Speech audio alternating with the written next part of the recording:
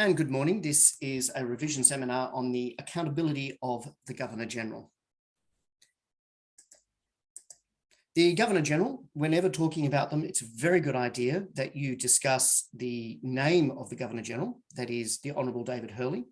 As in past exams, it's been very clear that students need to know who the incumbent office bearers of particular positions are, such as the Prime Minister, Leader of the Opposition, and Governor-General as well. So you don't need to go through the full title, but simply the Governor-General, currently David Hurley or the Honourable David Hurley is all you need.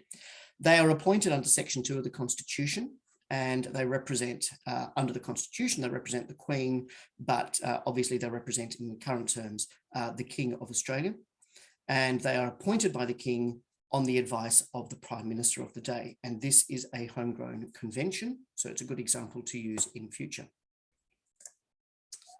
They exist in both constitutional provision and statutory provision. Section 2, as you can see here, clearly states that a Governor-General appointed by the Queen shall be Her Majesty's representative in the Commonwealth and shall have and may exercise in the Commonwealth during the Queen's pleasure, but subject to this Constitution, such powers and functions of the Queen as Her Majesty may be pleased to assign him. In effect, it is stating that the powers of the Sovereign will be referred to the Governor-General as the Sovereign so chooses. What it does is that it provides for a constitutional monarchy. Now, while the Constitution is provided for the Governor-General, it should be noted that we do have Acts of Parliament that make reference to the Governor-General. In 1974, the Governor-General Act provided more detail on the position, its salaries, allowances, and other features. So the Governor-General exists in both the Constitution and in the statutes. You might also be aware that under Section 61 of the Constitution, that executive power of the Commonwealth is vested in the Queen and exercised by the Governor-General. And in Section 72 of the Constitution, the Governor-General will appoint the members of the judiciary. So the Governor-General covers the three arms of government in chapters 1, 2, and 3 of the Constitution. Now, whenever looking at the concept of accountability, it is very important that you look at what they are accountable for. This is related to accountability of Parliament, accountability of Executive, and accountability of Judiciary. So when looking at an accountability question on the Governor-General, it's important that you identify what they are accountable for before discussing the extent to which they can be held accountable. So a few items here, and these are not exhaustive. You've got here that the Governor-General is responsible for appointing the Federal Executive Council, and from there they can appoint ministers of state. They appoint senior civil servants, they appoint federal judges. They also have legislative powers as well, in that they are responsible for providing royal assent, Section 58. They can, on advice, dissolve both houses of Parliament, Section 57, and they can also issue writs for elections and a range of other legislative functions. They are accountable for ensuring they act on the advice of the Prime Minister in the use of both their constitutional and statutory powers, and this is a convention that we have taken from the Westminster system of government. They can use their powers in a reserve capacity, and I'll talk about those later, in order to resolve deadlocks, and ensuring their conduct as Governor-General is in line with community expectations. This is important, and it is an area in which a past Governor-General has been held accountable. So the roles of the Governor-General, we know what they're accountable for. What are their actual day-to-day roles? Well, they represent the King, and the Governor-General has a range of ceremonial matters that they are required to fulfill. So they lead moments of national reflection, and I've put here Anzac Day and days of national mourning, in this instance, the passing of the past sovereign, Queen Elizabeth II, and that is done both within Australia and overseas.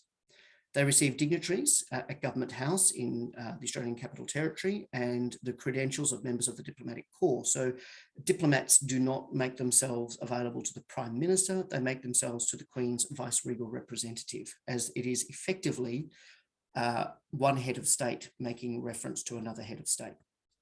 They open Parliament on new sessions. This is different from the UK, where the Sovereign opens each sitting of Parliament.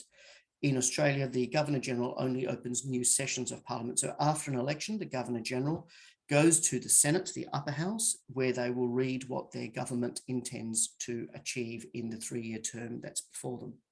And that is the Prime Minister's speech. And they also have the role that they are the font of all honours.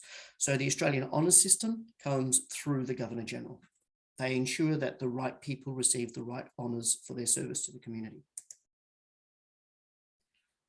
The Governor-General is expected to be the best of Australia, and they are therefore expected to fulfil a number of non-ceremonial functions. They are the patron of charities and community organisations. They are also the patron of a number of organisations with the title Royal before them. So when you see any organisation such as the Royal Society for the Protection of Cruelty Against Animals or the Royal Perth Golf Club, that means that the sovereign is its patron, but it is the Governor-General, or at a state level, the governor, that represents the sovereign in those community organisations.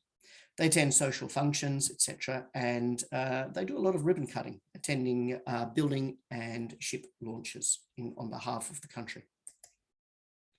The Governor-General is apolitical. They are expected to have no party allegiance at their appointment. We have had a number of Governors-General in the past that have come from political parties.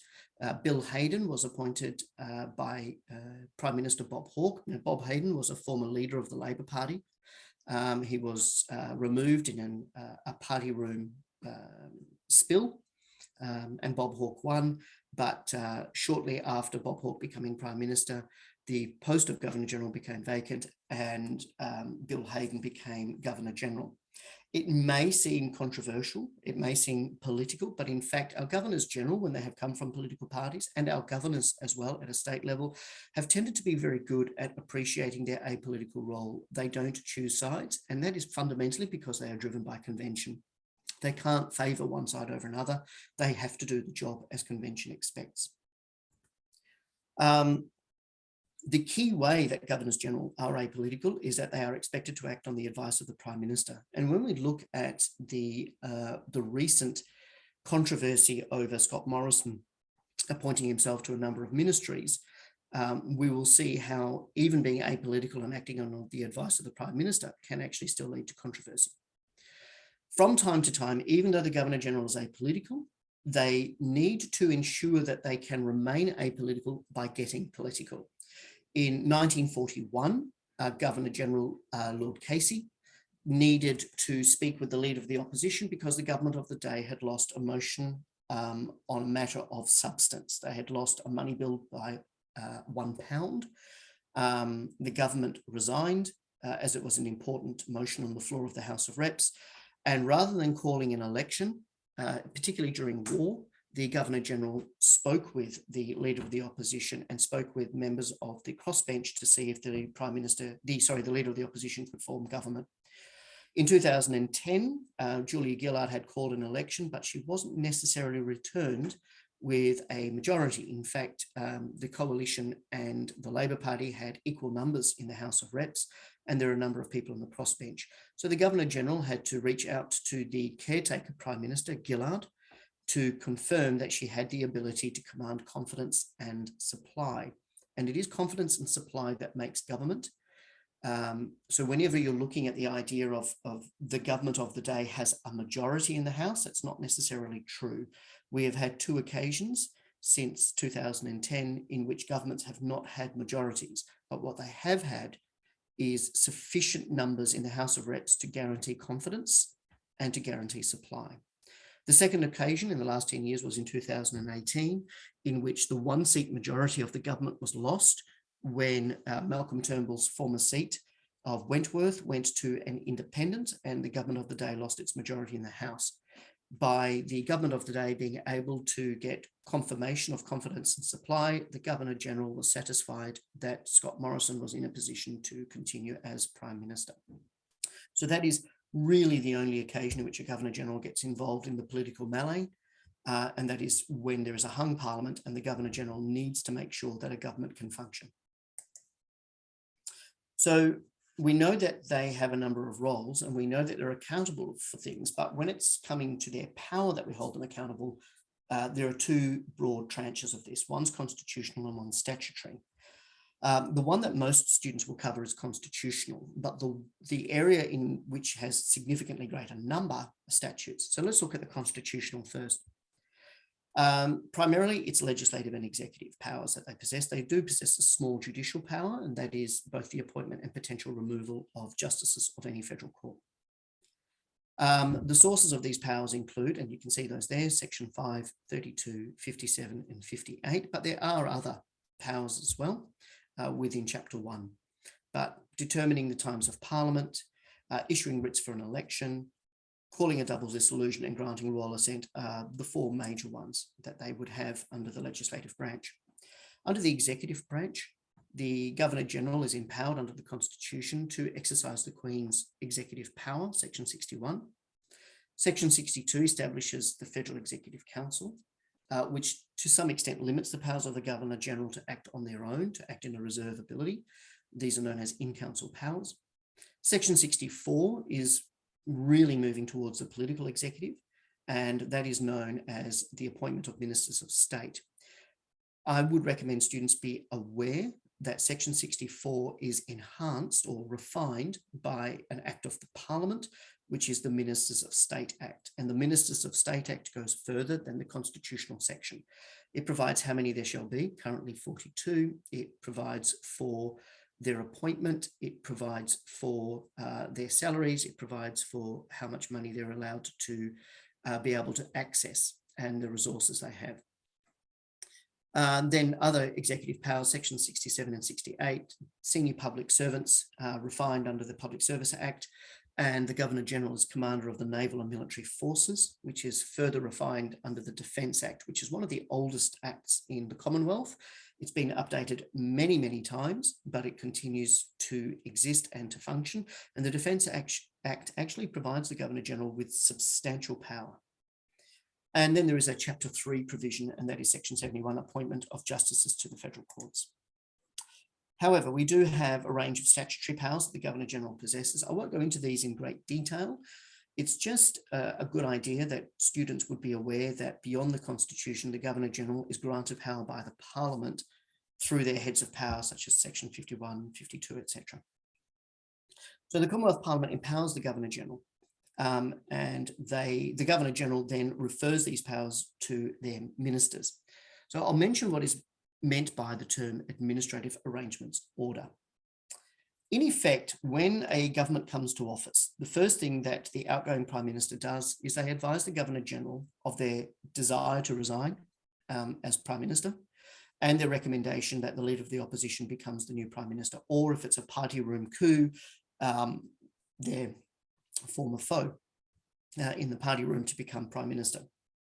This will be accepted.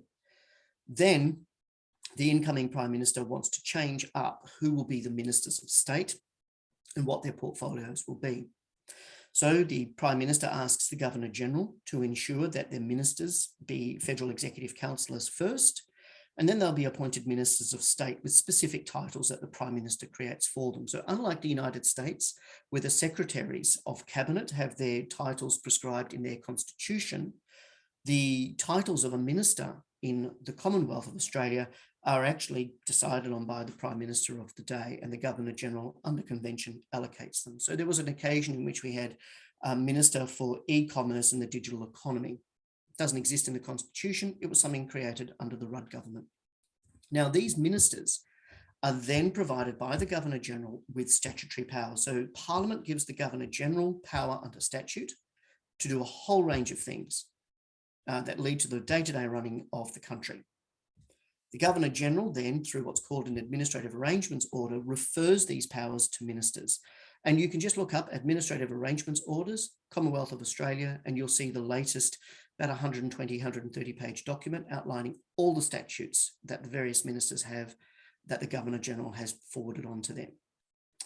This allows for the political executive to exist. So some of these powers include that the military and commercial assets in time of conflict can be used by the Governor-General. So the Defence Act gives the Governor-General power to command the military and to take over important commercial assets in the case of, particularly in the case of invasion.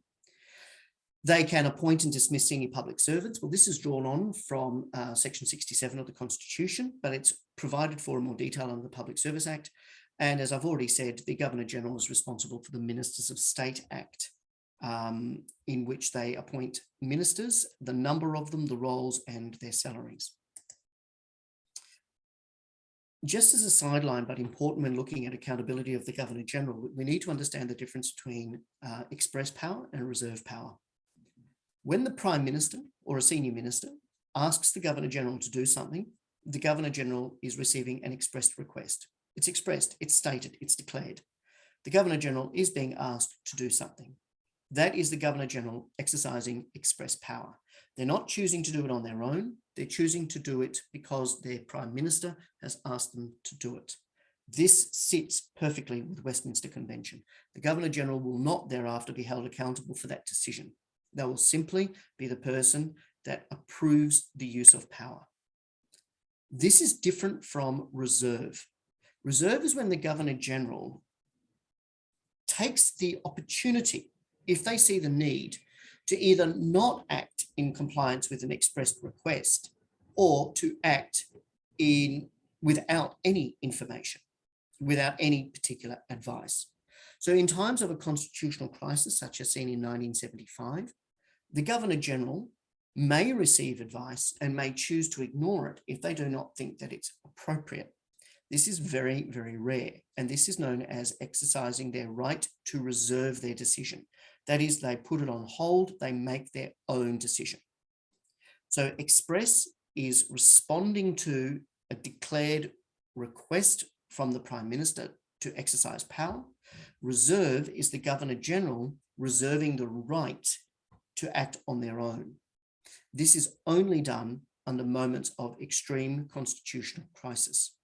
There have been, in the early years of Federation, 3 examples in which Governors-General exercised reserve power for a short period of time. We can look at those in a moment.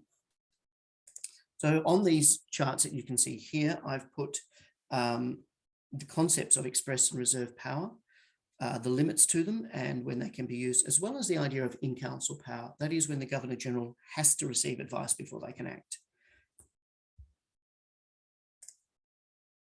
And this is the application of those ones when it comes to statutes. As you can see, the application of statutory power of the Governor-General is always done on convention. So I mentioned a moment ago that there are occasions in which the Governor-General has not accepted advice. In 1904, 105 and 109, we see a change of government occurring because Governors-General have not accepted advice to call elections early. So in 1904, the Watson government, which was our second parliament in Australia, was defeated on an important matter in the House. They'd just had an election. The Governor-General received certain advice, which was probably dissolve the parliament. This was not accepted. The Governor-General reserved the right to not accept calling an election 6 months after there had just been one. In effect, the Governor-General wanted the Parliament to find a government that could get on with the business of governing, and that was how the Reid government was sworn in. However, only a year later, the Reid government was defeated on a similar matter. The Prime Minister sought a double dissolution, but the Governor-General chose not to accept that advice and instead asked the party leader Deakin if he could form government. He was sworn in. And then 4 years later, we saw in the third Parliament, there was a defeat of an important motion in the House under Prime Minister Fisher. He again sought a double dissolution. The advice was not accepted. And once again, Deakin was sworn in as Prime Minister. The reason why these double dissolutions have been called, by the way, is generally because prior to reforming of the Senate voting system, it was winner takes all. So you could have had a non-Labor government sitting in the House of Reps, but because of the 6-year terms of the Senate, they could have had a very, very strong Labor Senate that had been elected only one parliamentary term ago, and therefore they would still have the right to be there. So in the early years of Federation, if one political party won a majority of the votes for the Senate, they won all 6 seats. If it was a half-cent election, they won all 3 seats. So there were problems in the first years of the Federation in which the Senate was very party dominated and it could frustrate the House of Reps. So let's go to accountability. How are they accountable? First of all, there are some protections in there. The Governor-General while they have considerable constitutional statutory power, is under enormous scrutiny that they stick to Westminster Convention. They are not an elected official in our liberal democracy. They represent the Queen, who is not elected. Therefore, they are expected to uphold the principles of Westminster Convention and our homegrown conventions, because we are a federation with an upper house that has real and meaningful legislative power. As a side note, the standing orders of the Parliament for both houses specifically state that the Governor-General is respected. They are not to be disrespected, nor is the Queen or a state governor. This helps keep those people out of the everyday battles within the Parliament. The Governor-General must be referred to respectfully throughout the life of the Parliament, and this helps ensure their neutrality. But the key thing you've probably studied is the idea of circular accountability. This is the idea that the Governor-General is accountable for their conduct to the Prime Minister, and the Prime Minister is accountable to their conduct to the Governor-General. In these instances, the relationship has, for the whole, been very amenable between the two. There is a tendency, perhaps, for students to consider that Governors-General have been very much held to account by looking at Kerr and Hollingworth, but Kerr and Hollingworth are only two of more than 20 Governors-General that we've had in Australia. And so therefore, less than 10% of Governors-General have either retired early or stepped down because of potential conflict with the government of the day. The vast majority of Governors-General get on very well with the Prime Minister, very well with the government of the day. And some Governors-General have seen not only 2 or 3 Prime Ministers, they've seen 2 or 3 governments in their time in Government House. Now, according to the Palace Letters, that's the name given to the academic research into the role of the Queen and Buckingham Palace in the removal of the Prime Minister, Gough Whitlam, the Governor-General is definitely accountable to the Prime Minister. In the 1975 crisis, we now know that Gough Whitlam wrote to Buckingham Palace asking the Queen's private secretary if the Queen would accept his recommendation for the removal of the Governor-General. The response was that the Queen would always act on the advice of the Prime Minister of the Commonwealth of Australia, therefore demonstrating that the Governor-General is actually accountable to the Prime Minister. We also have, of course, in 1975, the Prime Minister is accountable to the Governor-General because the Prime Minister appoints the Federal Executive Council and can dismiss them, and therefore can dismiss Ministers of State, which includes the Prime Minister. Now, when a Governor-General cannot work with their Prime Minister or they lose their confidence, it's the Governor-General who resigns, not the Prime Minister. We saw this with our first Governor-General, the Earl of Hopetoun, and we later saw this with Governor-General Hollingworth in the early 2000s. Where the Prime Minister cannot be supported by the Governor-General, the Prime Minister is expected to resign. We've really only seen this under Kerr. It should be noted, as I have already said, that in 2010 and 2018, respectively, Gillard and Morrison were both required to inform the Governor-General they had the confidence of the House in order for them to maintain government, hence a feature of circular accountability. Here you have some further detail as to why Hollingworth lost the support of the Prime Minister, and that was his inability to continue to present himself as the best of Australia in relation to his activities, his allegations in dealing with child sex allegations within his parish of the Archbishop of Brisbane. An interesting note is that in 2013, Tony Abbott became Prime Minister, and the Governor-General, we understand, Dame Quentin Bryce, the Governor-General, offered to resign because her son-in-law was a senior member of the former Labor government and was about to become leader of the opposition. And therefore she saw that as a potential conflict, and as a result was prepared to resign, as we understand it, as Governor-General. But Tony Abbott believed that Quentin Bryce was an excellent Governor-General and did not act on her suggestion. The relationship is therefore known as circular accountability. And here we have some details of the 1975 crisis. I recommend to students really avoid a historical narrative, a blow-by-blow account of the 75 crisis. Just know the key reasons as to what led to it, and that was fundamentally breaches of convention and the power of the Senate really being shown for what it could be for the first time since the 1920s, that it could actually frustrate a government meaningfully. In 1975, we have the issue of the Governor-General dismissing the Prime Minister. And what was unusual about this is that the Prime Minister absolutely did enjoy confidence in the House of Representatives, and convention says that they should be PM. But the Governor-General nonetheless not only dismissed a Prime Minister with confidence, but actually appointed a Prime Minister who did not have confidence of the House. Now, according to the Queen's Private Secretary at the time, Sir Martin Charteris, the Australian Constitution places such power in the Crown in the hands of the Governor-General. And therefore, the Governor-General had the power to do that. But Sir Martin Charteris was also saying that should the Prime Minister request that the Governor-General be removed, the Governor-General would be removed. And therefore, that resolved a long mystery as to how much did Buckingham Palace know, how much were they involved. But importantly, Kerr believed that Whitlam was working against him and wanted to remove him, and therefore Kerr needed to act first.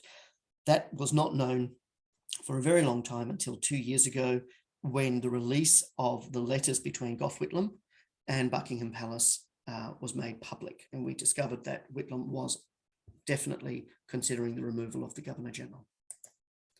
The most recent issue we've had in relation to the Governor-General are the secret ministries. We're still beginning to find out what was going on, but we do know that in the early months of COVID, the Prime Minister advised the Governor-General to give him further administrative power. In other words, secretly change the administrative arrangements orders. And the Prime Minister was granted by the Governor-General a number of powers under Health, Home Affairs, Industry, Science and Resources, and the Departments of Treasury and the Department of Finance. That fundamentally meant that the Prime Minister had access to considerable statutory power of the Governor-General, but that was never released to the public during the Prime Minister's tenure. In other words, the Prime Minister held on to a range of powers that other ministers should have been exercising, and those ministers didn't know that they had a shadow, that somebody was able to exercise their powers as well. So we are used to the idea of health powers being exercised by the health minister, home affairs powers being exercised by the Minister for Home Affairs. What happened under the secret ministries is that the public perceived that the Minister for Home Affairs would exercise such powers. They were not aware that the Prime Minister could do so as well.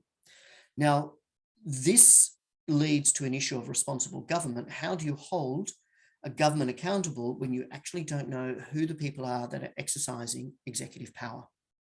The Solicitor General has determined that Morrison did not break the law, but it is accepted that it certainly threatened the principle of responsible government. We couldn't actually question who was responsible. Where it relies in relation to Governor-General accountability is, should the Governor-General have made public these secret ministries?